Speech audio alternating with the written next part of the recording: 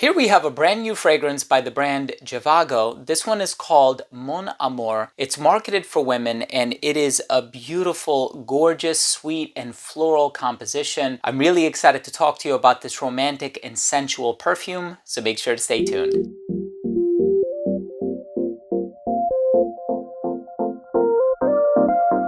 Now, before I begin today's episode and I give you my thoughts on Mon Amour by Jivago, and I'll tell you all about this perfume, the notes, the performance, comparisons, longevity, projection, all that good stuff, I want to start the video off first by saying that if you're a fan of fragrance-related content, hit the subscribe button, hit the bell, and also please give this video a thumbs up for the YouTube algorithm. It would really mean a lot to me. So here we have a perfume that has iris, there's jasmine, there is ylang ylang, if I'm remembering correctly, artemisia, which is also known as wormwood. So it can be a little green, a little sweet. There is sweet birch in the dry down, and birch can often be quite smoky, but then there's also a resin known as labdanum in here, which does bring forth a certain sweetness with it. So here we have a really complex, really enticing, amorous composition, and of course with a name like Mon Amour, that's something that is to be expected. Nevertheless, I'm going to tell you all about the smell in just a little while. Let's go ahead and start things off with a quick look at the presentation first.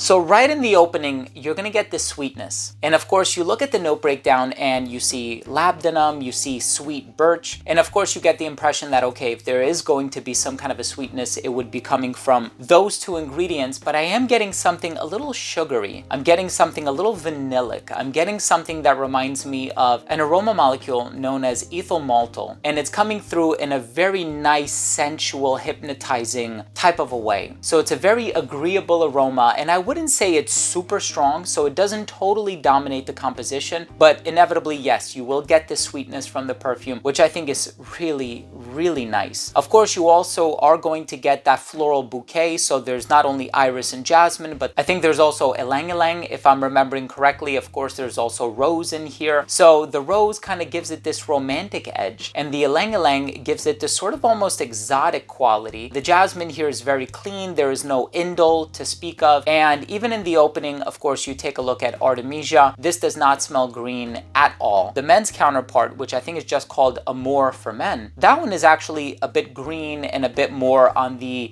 sophisticated side of things. This one is very flirtatious, very playful. It is versatile in terms of demographics. I don't think, a younger person would prefer this over somebody who's a little bit older or vice versa. I think it's quite versatile in that regard, but I really love this one. I love how it has a really nice balance of being sweet, being a little earthy, a little woodsy, having a touch of that complexity in there on account of the birch. And there's also an ingredient known as mastic oil in the opening, mastic otherwise known as lentisque, and it creates this sort of resinous brightness to the fragrance, which adds just a touch of a luminous quality, but not very strong. So it's not super bright or anything like that, but it does contribute to the complexity, which is something that I really like about this one. Look, I think Mon Amour is a beautiful fragrance by Jivago. If you have the opportunity to try it, please do. I'm going to leave the link down below. This is not a sponsored video and it is not an affiliate link either, but I will leave all of the information down below for your convenience. Let's go ahead and finish things off with my overall assessment. So first up, in terms of the uniqueness and the overall smell, I do find that this one is pretty unique in its own way. Of course, with it being housed in a red bottle, I think people will inevitably make comparisons to Baccarat Rouge 540 by Maison Francis Kurkdjian, but this one is a bit more on the sophisticated side of things. It's less youthful, less playful. It has that romantic quality to it. The floral personality is a bit more diverse. Try it for yourself. You'll see what I'm talking about. Longevity on this one is a solid 8 hours on skin. Projection was great for the first hour of application. It radiated just a little bit beyond an arm's length. It became an elbow's length scent right around hour 5 and a skin scent right around hour 8. In terms of the versatility on this one, it is marketed for women, but I think it's totally unisex. The men's counterpart is a bit more leaning masculine in a traditional way, but this one I find it to be more unisex, to be honest. I think this one is great for any season, any occasion. The only limitation might be if people find sweet leaning perfumes to be a bit cloying in the hotter weather, then I would say, all right, wear this in every season except for the summer, especially if you tend to to live in a hotter climate. And I think anybody of any age can wear this one very comfortably. And in terms of the presentation, one of the most beautiful presentations. I mean, it's housed in this,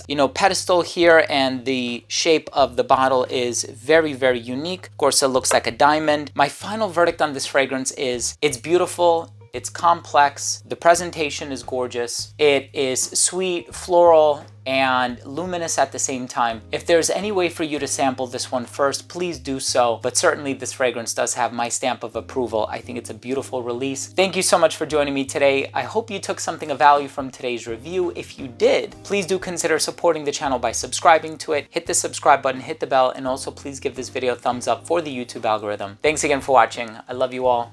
We'll see you tomorrow with a new episode. Bye.